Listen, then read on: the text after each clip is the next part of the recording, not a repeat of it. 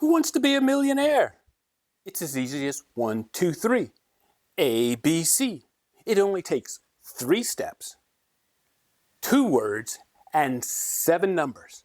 And not all of the 7 numbers are necessary. The 7 numbers makes it easier.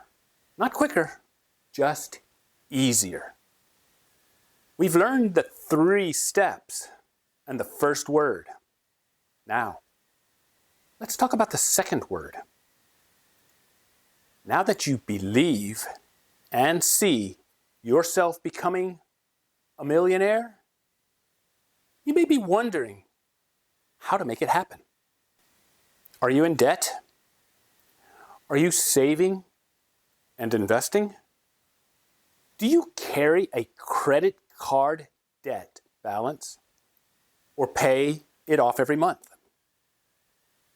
Do you carry a credit card debt balance or pay it off every month? How do you view these questions? Your response will determine your mindset. The questions relate to the second word. Earlier, I said it doesn't take all 7 numbers to become a millionaire, but it takes 3 steps and both words.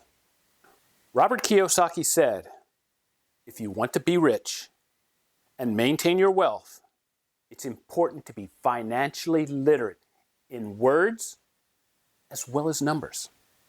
My interpretation of this quote is that it has nothing to do with building wealth. It only deals with maintaining your wealth, staying rich, not necessarily becoming rich. It is true that maintaining your wealth is based on words and numbers, but building your wealth is based on actions. Not words and numbers, actions. Why? Because the words and the numbers don't really have a whole lot of significance until later on, once it's built. So we're building our wealth. Our second word is habits. Habits.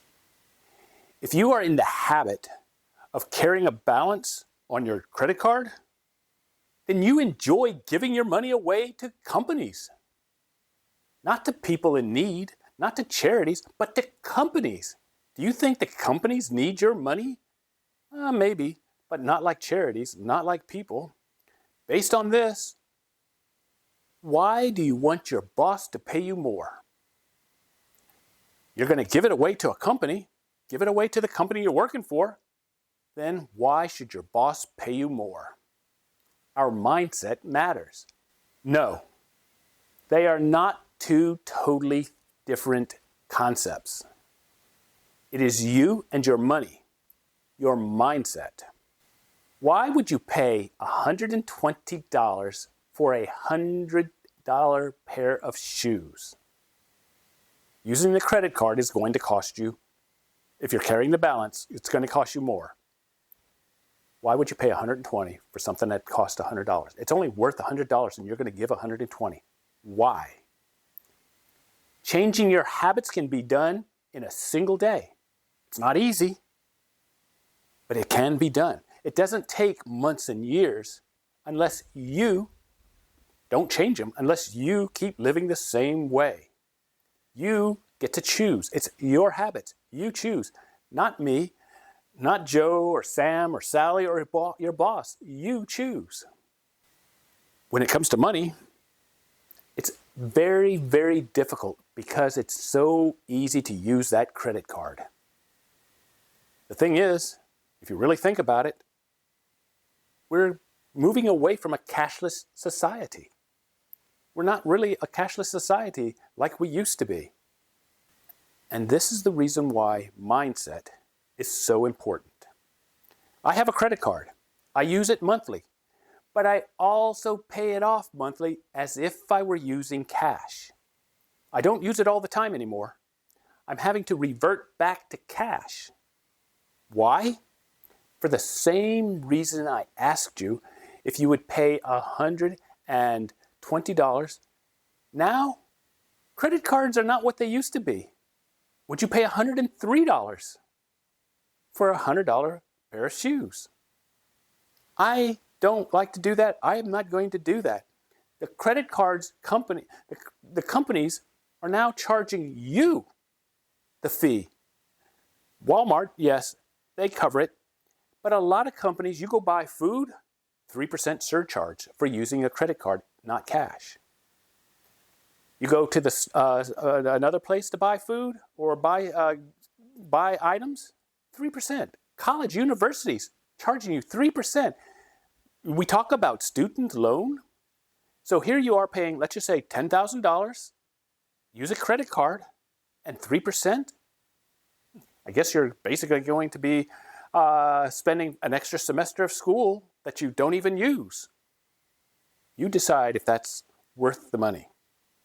Let's look at it from a common financial teaching method.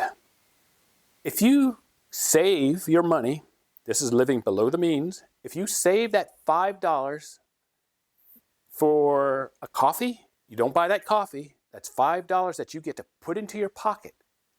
Over time, it becomes $100,000. So a $5 cup of coffee, well, a common thread. How about this? That 3% that you're paying for using your credit card, that interest that you're using for carrying a credit card debt. Keep the coffee, drink the coffee, enjoy the coffee. Pay off the credit cards such that you're not incurring debt, fees, money, additional money, and invest that. Then you're really enjoying the best of all worlds. You're getting your coffee, your cake, everything, because you're saving money, you're investing in yourself by not paying the fees, by not paying the interest that you accumulate for carrying debt. And use that, $100 for a year, that's a good $1,000 that you get to invest. And you can turn it into $2,000. You choose. If you are carrying a credit card debt, that's your habit, which is a poor habit. That's what's keeping you poor. It's not your income. It's that you're giving money away. People say money is what makes happy. It gives you some happiness, but it's not what makes you happy. Giving your money away is making you happy. You don't care about bringing it in. You want to give it away to companies, your neighbor, for free. So again, if you think about it, paying the extra brings us back to income. Not mattering, or no need for your boss to pay you more, pay you a higher salary. With this in mind, do you want to become a millionaire?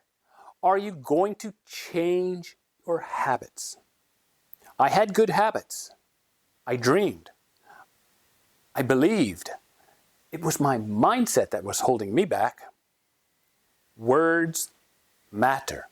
Once I improved my mindset and everything was in sync, I needed to overcome the stomach obstacle for investing.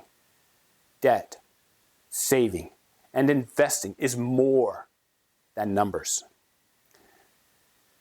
To tell you the truth, I have provided you all the information now in these 4 videos to become a millionaire. You don't need any other videos from me or anyone. 3 steps, 2 words will get you to become a millionaire. That's all you need. If you need extra, it's not a problem. The 7 numbers, they'll help you. If you need encouragement, if you need somebody to tell you what they've gone through, all of this will help, but it's not really necessary. You may say, why do you need to teach it in school? Because it's this overcoming. It took me several years, many, many years, to actually get everything into sync. I posted a video telling you the two things every financial advisor and guru knows about you, but never vocalizes. Do you know the two things?